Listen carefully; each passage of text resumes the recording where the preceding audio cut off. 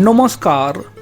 আসলেই কি ইতিহাসের পাতায় এই রাজীব কুমারের নাম স্বর্ণাক্ষরে লেখা থাকবে, নাকি একটা কালো অধ্যায় হিসাবেই থেকে যাবে?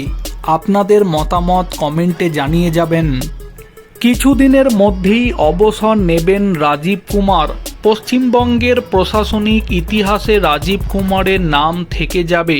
প্রশাসন তাকে মনে রাখবে দক্ষ অফিসার হিসাবে। তবে বিতর্কের ছায়া কি পিছু ছাড়বে?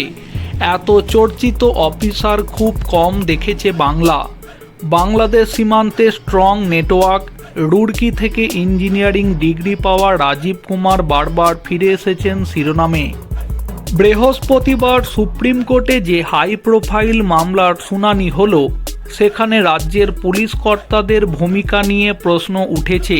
সেই তালিকায় আছেন ডিজি রাজীব কুমারও।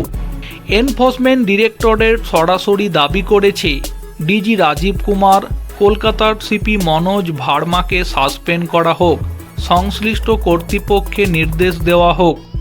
আইপ্যাক তল্লাশির দিন তৃণমূল সুপ্রিমো মমতা বন্দ্যোপাধ্যায়ের সাথে ছিলেন রাজীব কুমার, মনোজ ভার্মারা। তবে এটাই প্রথমবার নয়। দুঁদে অফিসার রাজীব কুমার আগেও জড়িয়েছেন বিতর্কে, তবে তার দক্ষতা নিয়ে কখনো প্রশ্ন ওঠেনি। বারবার বিতর্কিত, একসময় বাম ঘনিষ্ঠ বলে পরিচিত রাজীব কুমার পরবর্তীতে মমতা বন্দ্যোপাধ্যায়ের আস্থাভাজন হিসাবে পরিচিত পান। 2016 সালের বিধানসভা ভোটের আগে রাজীব কুমারকে কলকাতা পুলিশ কমিশনার পদে নিযুক্ত করা হয়। 2019-এ যখন রাজীব কুমারের বাড়িতে তল্লাশি চলে, সেই সময় মুন্নি দেবী গুপ্তা বলেছিলেন, মেরা বেটা কোই গলত কাম নেহি করেগা।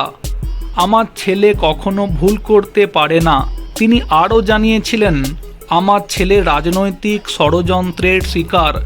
উত্তরপ্রদেশের মুখ্যমন্ত্রী যোগী আদিত্যনাথের বিমান নামতে দেওয়া হয়নি বলে সিবিআই আমার ছেলেকে টার্গেট করছে।